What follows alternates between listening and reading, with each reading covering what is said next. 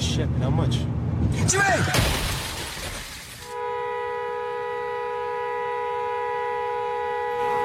Hey!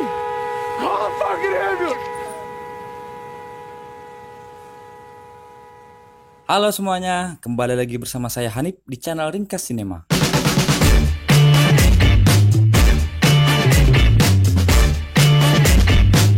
By the way, apa kabarnya kalian hari ini? Semoga kita semua selalu sehat dan bahagia sampai akhir hayat. Pada video kali ini, kembali saya menceritakan sebuah ringkasan film yang diangkat dari kisah nyata seorang petinju era 80-an bernama Vinny Pazienza, yang terkenal dengan julukan The Tasmanian Devil. Film yang berjudul Bleed for This ini akan mengisahkan tentang kisah inspiratif dari perjuangan Vinny yang tetap ingin bertinju meskipun ia baru saja mengalami kecelakaan mobil yang hampir saja merenggut nyawanya.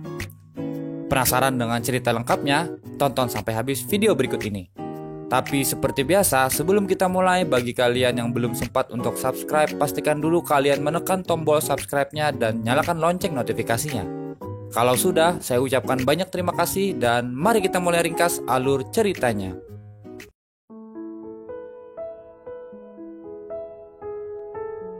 Pada bulan November tahun 1988, bertempat di Hotel Caesar Palace, Las Vegas, terlihat Vinny dibantu beberapa orang lainnya sedang berupaya keras menurunkan berat badannya dengan cara menggowes sepeda statis yang ada di situ. Tak lama kemudian, ia lalu turun untuk menghadiri pengukuran berat badan dan berhasil menyesuaikan batasan berat badan yang diberlakukan oleh panitia. Vinny sendiri akan bertanding melawan Roger Mayweather untuk memperebutkan gelar juara dunia WBA kelas junior welter. Alih-alih beristirahat untuk pertarungan besok hari, Vinny justru menghabiskan malam harinya di kasino untuk berjudi dan memenangkan beberapa ribu dolar. Keesokan harinya, seperti yang sudah kita ketahui, saat pertandingan dilangsungkan, Vinny akhirnya kalah telak dari lawannya. Bahkan Vinny langsung dilarikan ke rumah sakit karena sempat tak sadarkan diri setelah pertandingan tersebut. Saat berada di rumah, Vinny kemudian menonton kembali rekaman pertandingan itu. Di sini, Vinny baru mengetahui kalau setelah ia dibawa keluar dari ring, keributan antar Roger Mayweather dan ofisial pelatihnya pun terjadi. Dan yang membuat Vinny semakin terkejut adalah saat Lou Duva, manajer Vinny, mengambil keputusan sepihak yang menyatakan kalau Vinny tidak akan melanjutkan kembali karir tinjunya alias pensiun. Keesokan harinya, Vinny dan ayahnya lalu mendatangi kediaman Duva dan meminta klarifikasi atas pernyataan tersebut. Vinny meyakinkan Duva kalau ia masih bisa untuk bertanding lagi. Ia kemudian meminta Duva untuk mencarikan lagi satu pertandingan untuknya. Sembari menunggu kabar dari manajernya Duva, Vinny lalu mendatangi Kevin Rooney dan meminta agar ia mau untuk melatih dirinya. Kevin sendiri adalah seorang pelatih kenamaan yang pernah melatih Mike Tyson. Namun sayangnya, kebiasaan ia mabuk-mabukan membuat ia harus dipecat oleh Tyson. Vinny pun akhirnya mulai dilatih oleh Kevin secara disiplin dan intensif. Dengan kenaikan berat badan yang cukup drastis, membuat Vinny tidak mungkin lagi untuk bertanding di kelas yang sebelumnya ia juarai. Hal tersebut membuat Vinny terpaksa naik 2 tingkat kelas berat.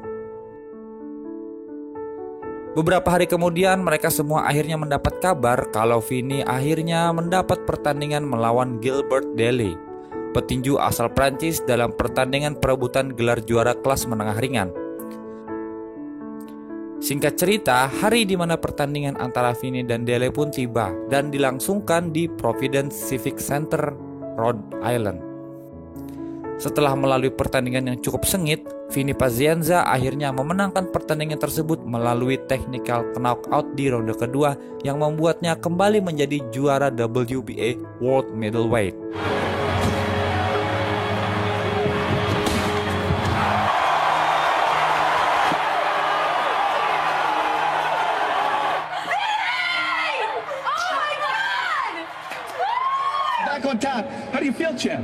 Pada malam harinya, mereka semua pun akhirnya merayakan kemenangan tersebut di sebuah klub striptease. Beberapa hari kemudian, ayahnya memberitahu Vini bahwa dia kembali akan bertanding melawan petinju Panama Roberto Duran. Setelahnya, Vini yang senang dan seorang temannya Jimmy bepergian menggunakan mobil barunya. Di tengah jalan, mereka akhirnya ditabrak oleh mobil yang sedang melaju berlawanan arah. Holy shit, how much?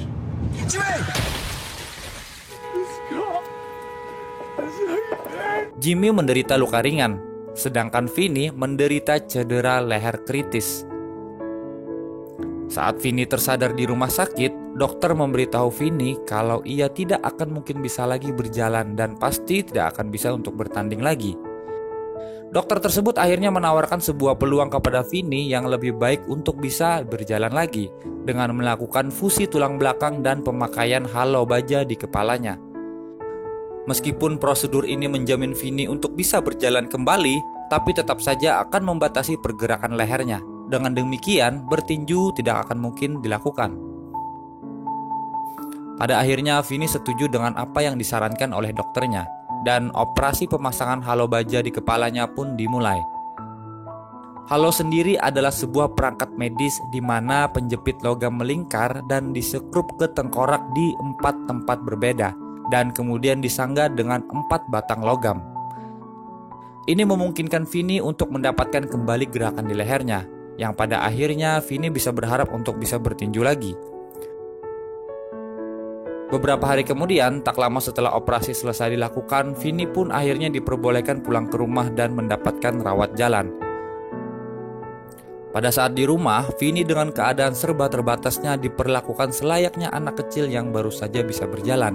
Segalanya harus dipantau oleh orang lain. Hal tersebut justru membuat ia gerah dan tidak nyaman. Keseharian Vini kini harus berkutat dengan proses pemulihan yang amat sangat ketat dan ia tidak bisa terlalu banyak bergerak. Hal itu harus ia lalui selama berbulan-bulan, hingga kemudian ia memberanikan diri untuk kembali melatih dirinya sendiri di basement rumahnya. Awalnya Vini mengalami kesulitan dengan halo yang masih terpasang di kepalanya, hingga kemudian ia meminta bantuan Kevin untuk melatih fisiknya agar kembali bugar. Meski demikian, Kevin awalnya menolak karena tahu kalau itu justru akan membahayakan nyawanya Vini. Namun pada akhirnya Kevin bersedia untuk membantu Vini berlatih. Perlahan namun pasti, Vini semakin hari semakin disiplin berlatih. Keuletan dan kegigihannya demi bisa kembali bertanding menjadi faktor utama yang membuat ia disiplin untuk berlatih. 6 bulan kemudian setelah kecelakaan yang hampir merenggut nyawanya itu, Vini yang telah melakukan pemeriksaan dokter akhirnya siap untuk melepas lingkaran halo di kepalanya. Hebatnya seorang Vini, jika kasus lain perlu adanya suntikan anestesi untuk menahan rasa sakit, ia justru tidak menggunakan hal tersebut dan lebih memilih menahan rasa sakit saat sekrup yang tertanam di kepalanya dilepas.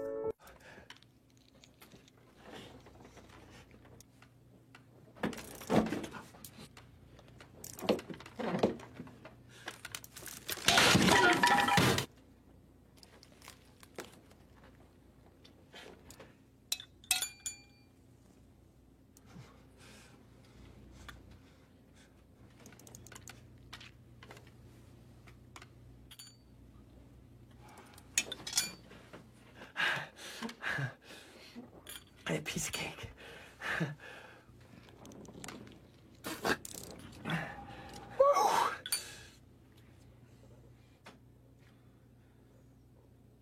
Meski halo baja yang tertanam di kepalanya akhirnya terlepas, Vini tetap masih harus menggunakan penyangga leher untuk beberapa minggu ke depan.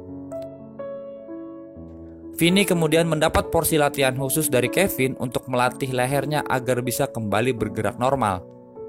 Setelah melalui berbagai macam jenis latihan, Vini akhirnya mendapatkan pertandingan resmi perdananya setelah insiden kecelakaan 6 bulan yang lalu. Kali ini ia akan melawan petinju Panama Roberto Duran dalam perebutan gelar juara super kelas menengah dengan bayaran sebesar 1,6 juta US dollar. Dan itu merupakan bayaran tertinggi bagi Vini sepanjang karir bertinjunya. Pertandingan ini sendiri akan dilangsungkan di MGM Las Vegas Arena dan akan diadakan sebanyak 12 ronde, di mana ini menjadi salah satu comeback terhebat sepanjang kejuaraan tinju diadakan.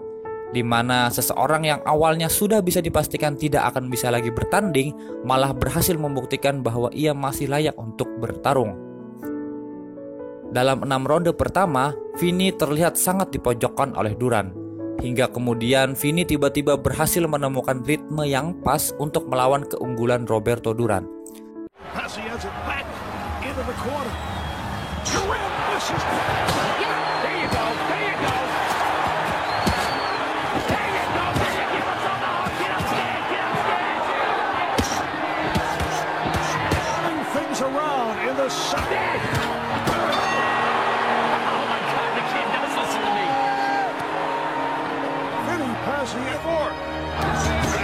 able to land to the chin of Duran, side of Duran's head.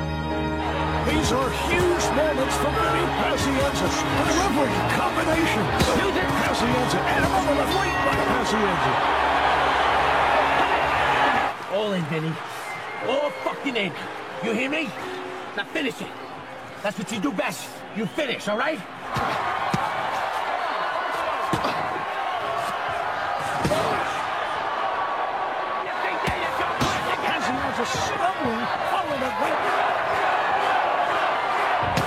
This crowd that was booing Vinny Pazienza for moments early in the...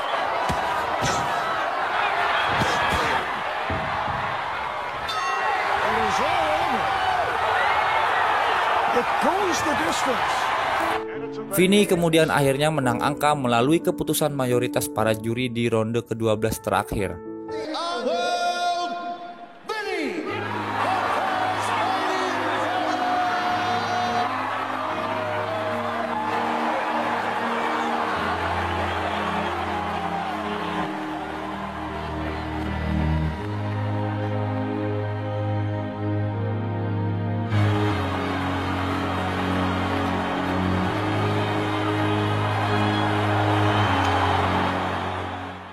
Adegan kemudian berpindah saat Vini sedang diwawancarai oleh seorang jurnalis mengenai pertandingan terakhirnya.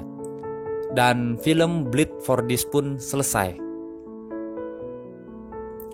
Dari film biografi Vinny Pazienza ini, kita bisa belajar bagaimana keterpurukan, kelemahan, dan keterbatasan bisa dengan mudah dilewati dengan perjuangan dan konsistensi yang sungguh-sungguh. Ditambah dengan dukungan dari orang-orang terdekat akan lebih memudahkan untuk siapapun bisa meraih semua impian terliarnya.